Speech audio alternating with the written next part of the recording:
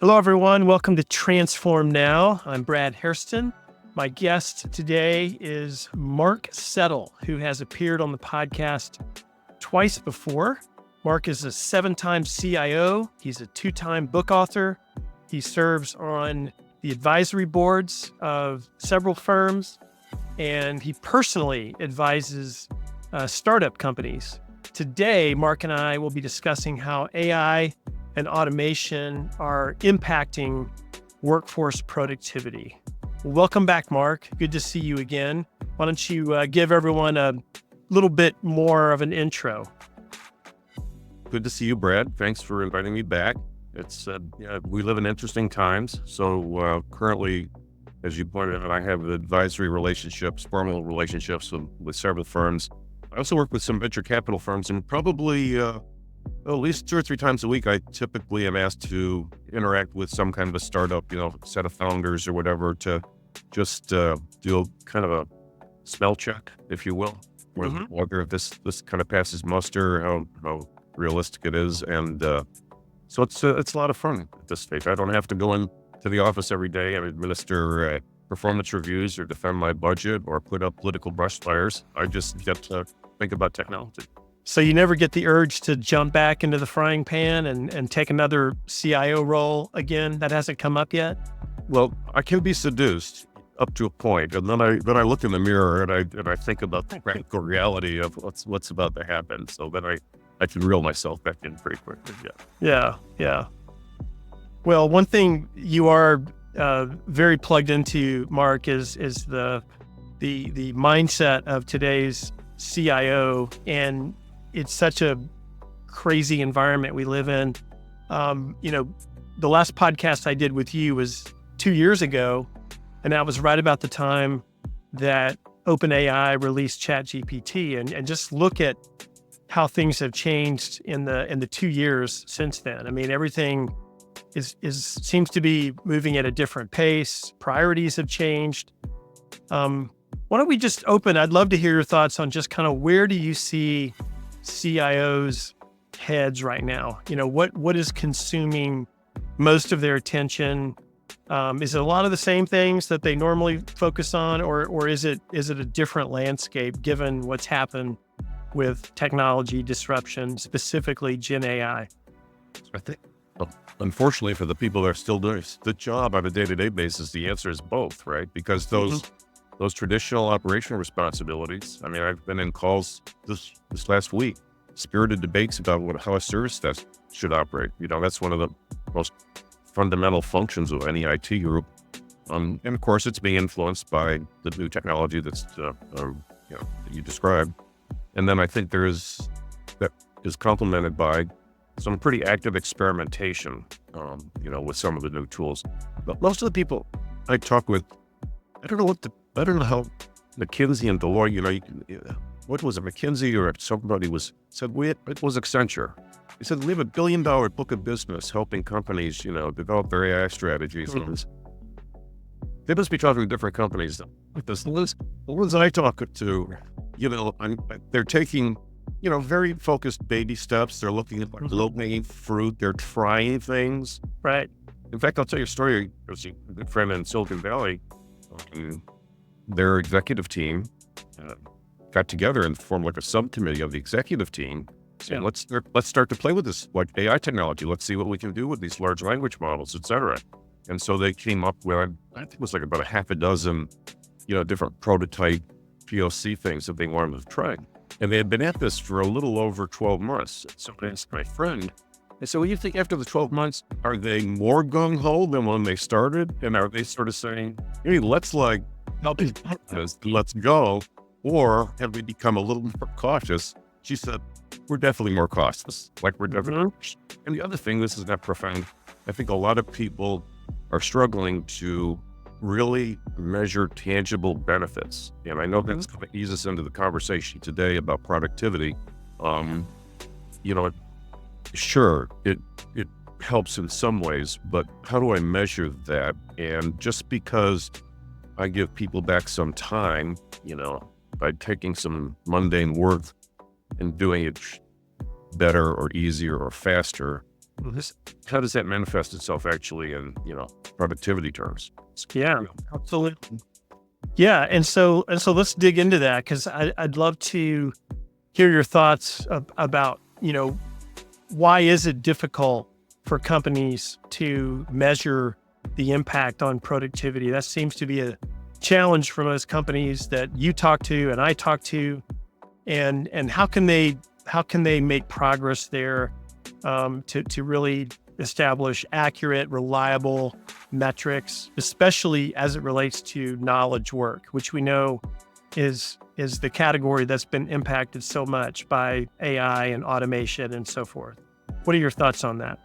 So kind of ironically, I think a lot of companies don't really have good internal productivity metrics. They don't really know what to measure exactly.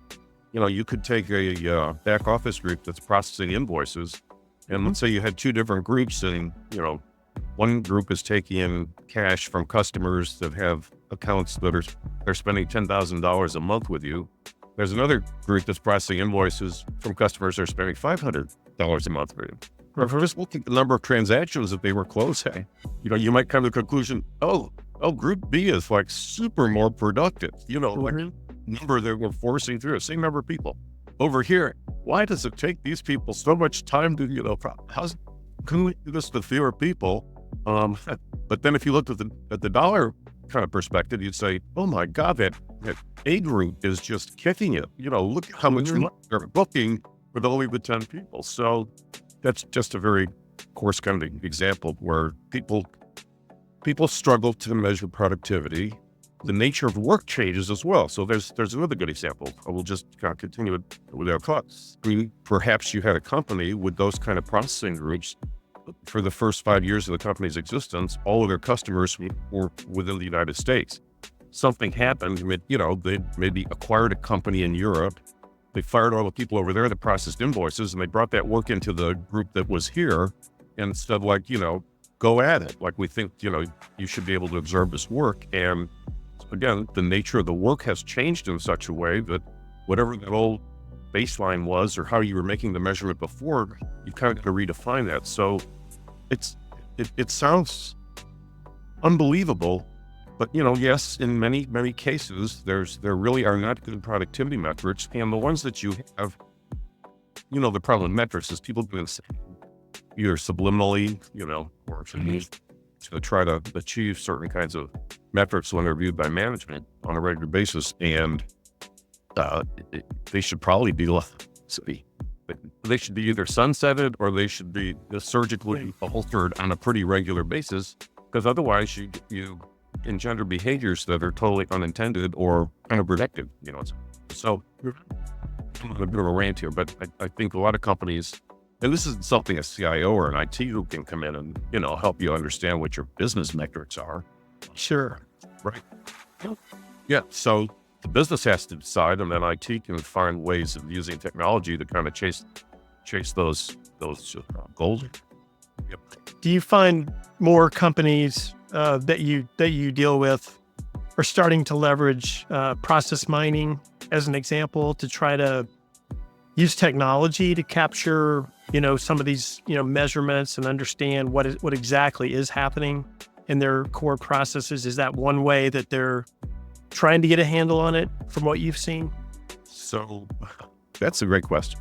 So there is this kind of conventional wisdom that we really shouldn't automate a process until we've done what you just said. Like, we should have it should be a pretty formal exercise, like before and after.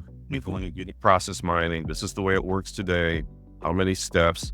There's swim lanes with different people in different roles that are interacting with each other to make it all work. Okay. And then we'll do the to-be state. So this is how we think it should work in the future with that. Mm-hmm. And I talked to a gentleman, a Fortune 50 company that led the automation team there. And I said, well, how do you figure that out? How do you decide, what's the lead time? Like, how do you come up with a plan? He said, well, here's the ironic thing. If it's a really big, hairy project that crosses multiple departments, yeah, you kind of have to do something to kind of figure it out. He said, but if you're like in a kind of the same department, it's a waste of time to do the engineering, because if you just come in and say, like, we're here to automate the process, people will offer the ideas for the things that, like, they don't want to do anymore, or the way it could be done better. So it really just slows the thing down to have like a more formal, conventional, to be and as is analysis with all of the process engineers and the process mining people running around. People will tell you, like, well, we don't really need to do that, or we have to do that for certain cases, etc. So I definitely, there's a role for that, but there's a lot of tribal wisdom. That's what you really meant to tap at the end of the day, is how people know things could really work better. Yeah, no, that makes sense. Well, Mark, for many years in the automation and AI realm, a lot of organizations have focused heavily on the time savings that they're getting from implementing these technologies, and they report back, these are the hours saved or the hours returned to the business, using kind of soft metrics like that. In your opinion, do those time savings typically translate into productivity gains? I'll tell you a story, which I think is a better way of answering that than maybe just me philosophizing. So, one of the companies I worked in, there was a woman, a senior vice president, and as everybody knows, anybody listening to this that works in IT knows all of the machinations you go through to build a business case, right? Mm-hmm. And we always talk about what are the hard benefits and what are the soft benefits, right? Whether you want to call it time savings or productivity or whatever, those are the soft benefits. So, I'm not going to say how long ago, was it long? So I brought her this business case, and she said, you know what? I think I've paid for the same productivity benefits 3 times before this one. And I don't want you to ever bring me another business case with time savings, because I've just never seen it happen. It has never materialized. And, I hate to say this, but at the end of the day, a lot of senior corporate executives, they think they've made the investments. They think they've done the process re-engineering. They've done kind of all the right things.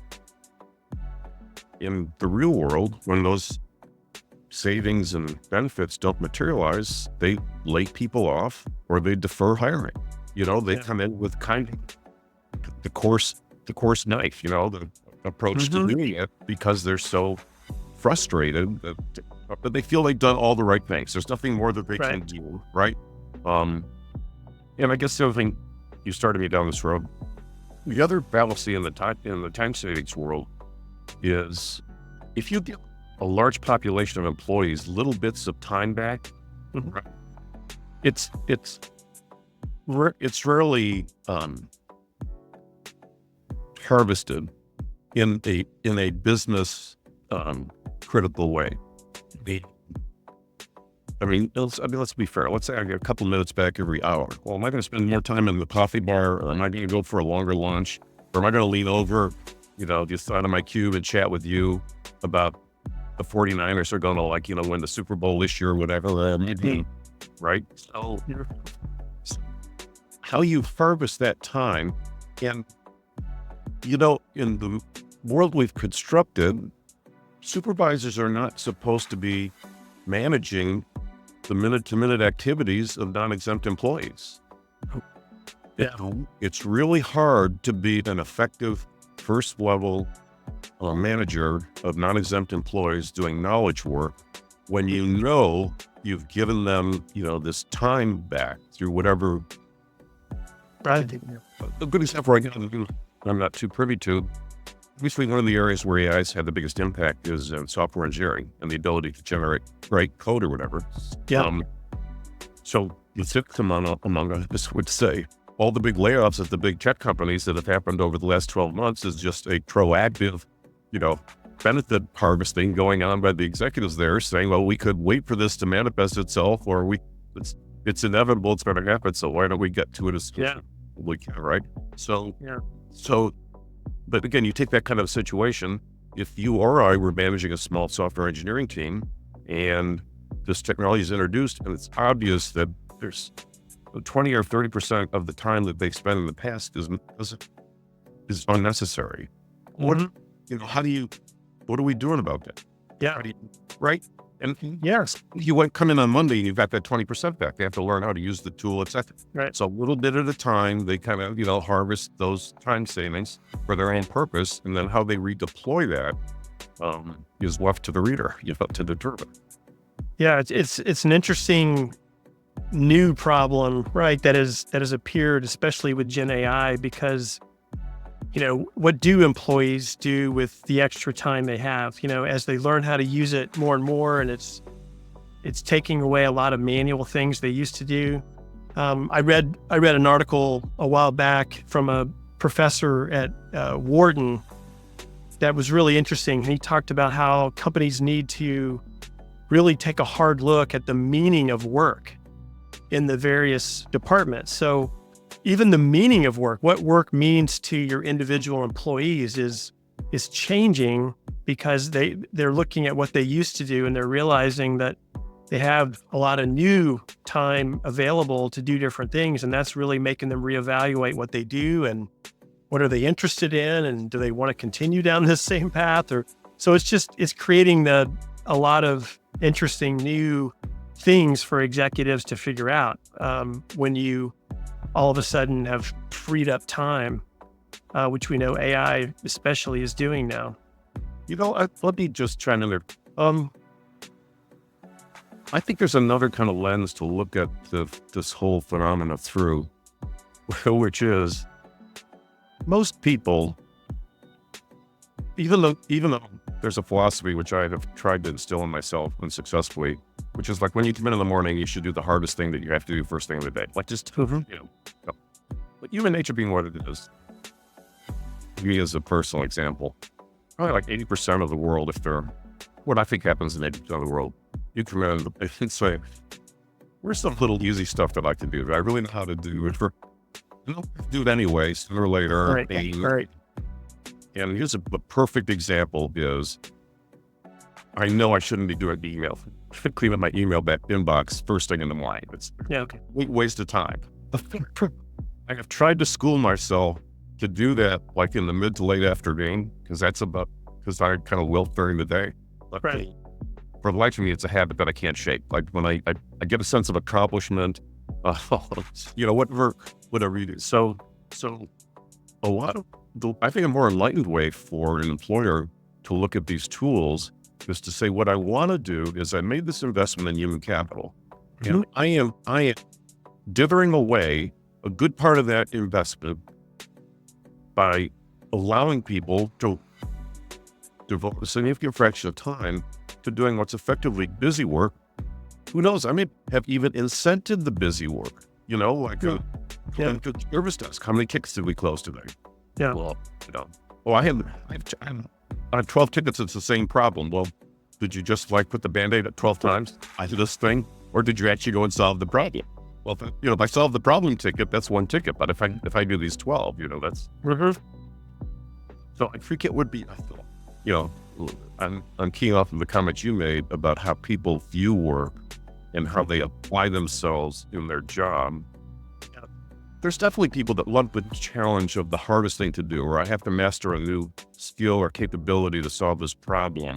You kind of get around to that sooner or later in your job. But whether people come in every day and say, what's the most important, critical thing that I really need to get done today? That's when you got a gun pointed at your head, Yeah. Makes sense. Mark, what role do you think workplace culture plays in determining whether automation and AI initiatives are going to actually result in productivity improvements? That's a good question. I'm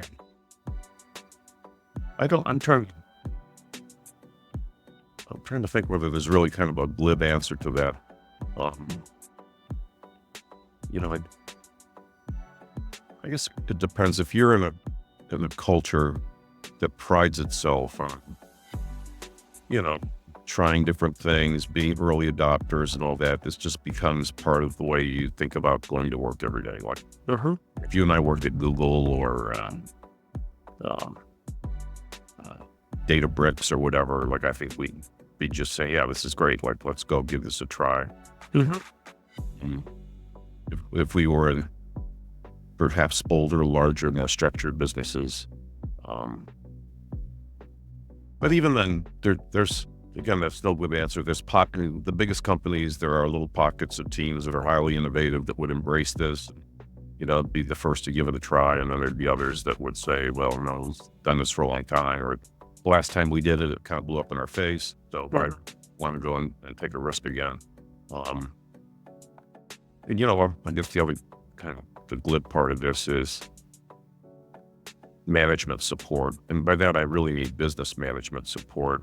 And whether this is kind of the fad of the quarter or whether we're really going to go in this direction. And so, I think in my experience in IT leadership roles, especially coming in, because I had changed jobs frequently, you kind of come in to a new role, new CIO job.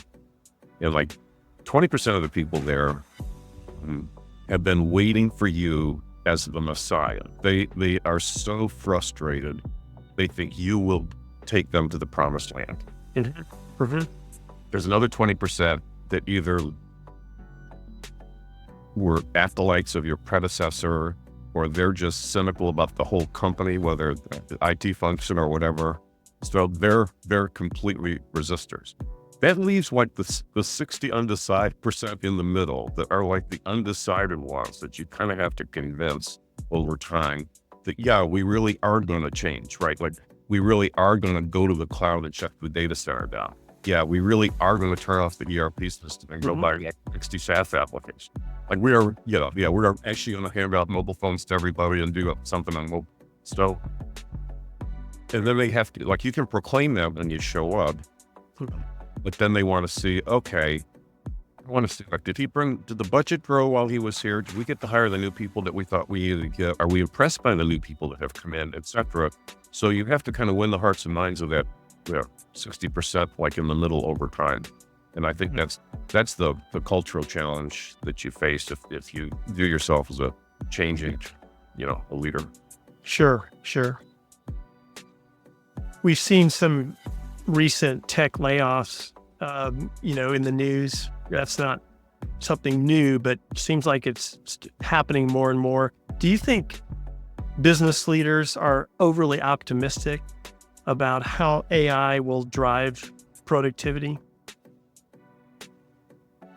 Yeah, I guess the short answer is yes. I think, kind of repeating what I said before, they're going to harvest these savings in advance for two reasons. One, it's because it's a belief in the technology, and two, because they don't want to see all of those time savings frittered away by people doing other stuff. So if you blink twice, suddenly everybody will tell you how hard they're working and how important the work is that they're doing, et cetera. And like, we can't do it with fewer people. It'd be impossible now. Right. Well, so here's another great example. When a company buys another company, tells Wall Street, hey, we're going to have some rationalization savings here. Like we look at our operating expense budget and their operating expense budget. They don't need all those HR people. They don't need all those IT people. They don't need all that whatever. And if there's rules about an acquisition is you want to get rid of those other people as fast as you can. Because if you say, I've been to this movie, they have financial targets for this fiscal year. We can't touch them. So we're going to let them stay just as they are. Don't even go talk to them. Don't meet them, whatever. The targets, because that's like the most important thing. We need the revenue and the profitability that they're going to deliver. And that's the whole thing. And then we'll come back in a year. We'll take away their data center and we'll take away their ERP system and we'll put them on our service desk and do all this stuff. In the first 90 days, when there's job security issues, people will agree to anything. If you come back 5 days and try to move their cheese, they're like, well, you can't do that. We couldn't do it without Brad. That's impossible. Right. Right. So, I mean, it's based off the it's playing. Cool. Yeah. Yeah. The regulatory aspect of AI, continues to evolve pretty rapidly. And I know you're on the West Coast. California alone has signed some like 19 different AI regulations into law, although Governor Newsom vetoed the last one, apparently. Do you think all of that is going to slow down the adoption of technology like this? Is that going to, maybe temper the pace a little bit? Or do you think this is just a natural growing pain that we're going through because we're in a space that is got so many inherent risk in it? No, I don't think it's going to slow down the pace. And it's partly the way. I think you take some lessons from the privacy laws in the U.S., right? We now have 20 states with independent privacy laws. There was some movement in the last Congress to try to develop a national policy. If you remember when, I say the last Congress, I mean, it was one or two, but before that, Pelosi at the time was the leader of the House, and California had one of the most progressive, if you want to look at that, we had one of the more stringent approaches to privacy. And the federal law was not going to be as stringent. And so, she was now receptive to this idea of coming up with something that was, kind of a compromise in between, which I'm not passing judgment on that. So we've seen this play out. So we've gone down that path. Mm-hmm. And it just looks like this is act 2 of the same play where, you and I can talk in 2 more years and there'll be 20 states that have their own AI legislation about what has to be looked at. I mean, sure, the thing that people don't always realize is, the law got passed. Yeah, okay, the law got passed. Usually takes somewhere between 3 and 5 years of judicial adjudication to develop a book of practice of like what that really means. Right? What really, really means that I have to do on my job. When the law first comes out, there's usually a period, we passed the law, you get 12 months to get ready for it, it'll go into effect 12 or 18 months from now. Okay. Then it goes into effect. We start arguing about, no, the law didn't mean that. It doesn't mean I can't do this. So, and then the courts have to come in. So the whole deliberate process that we go through, which is the foundation of our country. It's not necessarily a bad thing. Those checks and balances were constructed by the founding fathers for really good reasons. And so that process moves at such a glacial speed that it's hard to believe that, especially in our country. Well, you talk about culture. I think that you could look at the differences between the European countries and GDPR. Mm-hmm. How they were able to come together and do that, and then they've spent 5 years more trying to figure out what it really means and how it should be. Right. What's right. Yeah. We just have kind of a more freewheeling, shoot from the hip kind of a culture, and I don't face that at all. That's going to get in the way. It's going to complicate our lives, yeah, but is it going to really go in the way of no? The technology will move way too fast for the regulations to catch up. Yeah. Well, with the incredible pace of technology innovation, we shouldn't be surprised that there's yet another new entrant to the market that's really, really challenging all of us to think differently. And that's this whole concept of agentic AI. I want to get your thoughts on that and how that impacts, productivity and the way we measure productivity. Because if we truly have these autonomous agents that are not just automating work for us, but they're able to make decisions, they're able to change direction, they're able to think and act much more human-like than any AI version we have today. That would seem to have, create a whole nother set of challenges for leaders to think through in terms of how that impacts their workforce. So what are your thoughts on that? Just how it could really bring new challenges to the whole workforce productivity topic. So I think one of the interesting things starting to crop up is this idea of having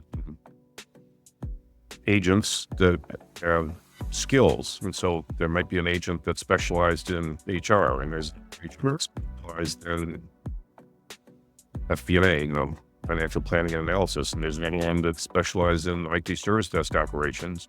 And there will be some kind of what's the word for this, capability for the agents to interact with each other, right? Right. I'm the FP&A agent, and I want to extend credit to this organization. And I guess the rules for like whether my pay grade I can extend this credit, I need to like go check with HR to tell me that it's okay for me to do it, all that. Yeah. I wouldn't be at all surprised if we evolved into a point where there are sort of like the way we had marketplaces today. The vendors have marketplaces. There could be agentic agent marketplaces. And so you might say, well, they've got a really well-trained HR agent, so I want to use them. But then I want to go over here. There's a fintech company. They've built this kind of an agent for these fancy blockchain operations, and so you kind of assemble your own little agentic team and then all we need is some like standards about how they can communicate with each other and governments and that kind of stuff. So it won't nothing happen next year, but I think you could reach that point. And that kind of gets to the closer to the end state that you're talking about, where actually a lot of work gets, performed with very little, if any, kind of human interventions. Yeah. I think in principle, that's a very predictable outcome. And one of the reasons, I think it sounds like a fantasy right now to a lot of, it sounds like a fantasy. Yeah. Right? Yeah. But here's the thing I've learned through decades of IT experience. Whenever any new automation tool comes in, and I don't care if it's a script, a playbook, a recipe, a no code workflow thing, whatever it is, you bring in a tool like that and you start to use it. 12 months later, you look at what you're using it for. You would have never imagined when they brought that tool in that in a million years you would ever allow the tool to do that. I'm going to go back and really take the time travel machine back. So a lot of people have never heard of Patch Tuesday, but Patch Tuesday was the day of the week when there were patches to all the server OS systems, and pretty much the admins would shut this, but do the patching work to all the servers, give you up and ready to fix. So then we, invented the ability to continuously patch at will, whenever. So there's no like, hey, so nobody says, "Oh, I wish we had Patch Tuesday back." Right? So that's my point. Is we could sit here today and go, "Well, that's such a fantastic fantasy idea." Settle is really, he's lost it. He's read too much science fiction. And there's part of me that would agree with that. But the other part, which is the hard-learned lessons of the past, is whenever few people say, "Yeah, I want to hang on and do work," could be automated away. I just can't. Now, the dock workers want to do that. I think you saw the dock workers. Oh, sure. Well, it's going to like really lose jobs. So maybe there will be like a revolution. People who are not of a historical day that know that when in Britain, when early stages of the Industrial Revolution, right, we started to come up with ways of we do other things with machines. There were mobs that broke and went into the factories and busted up all the machines. Yep. Now we're having a show about science fiction scripts, and but again, yes, I think it's a very long-winded answer to you, but which it's. And you're right. Everything new that crops up like this, initially we shake our heads and say, no way, no way. And then a month later, we're like, oh my goodness, it's permeating everything, right? Well, I have one last question for you, Mark. I'd like to just get your thoughts on the tension between driving workforce productivity and fostering innovation. The latter always requires time for experimentation and, creative problem solving. And so talk about your thoughts on, can these two goals coexist? Oh yeah, absolutely. And I go back to that example before. I think with this technology that is emerging, the vast majority of CIOs that I talk to are not on some holy crusade, to convert the entire employee population of their companies to use this technology universally, every end of the business. They're forming alliances that they're using existing alliances with their business partners to sit down and just take baby steps at a time, Mhm. And I don't remember this statistic from several years ago, but when we first set up machine learning teams, there was something like only 20% of the machine learning algorithms that they developed were put into production. 80% were just experiments. I mean, for all intents, right? Mhm.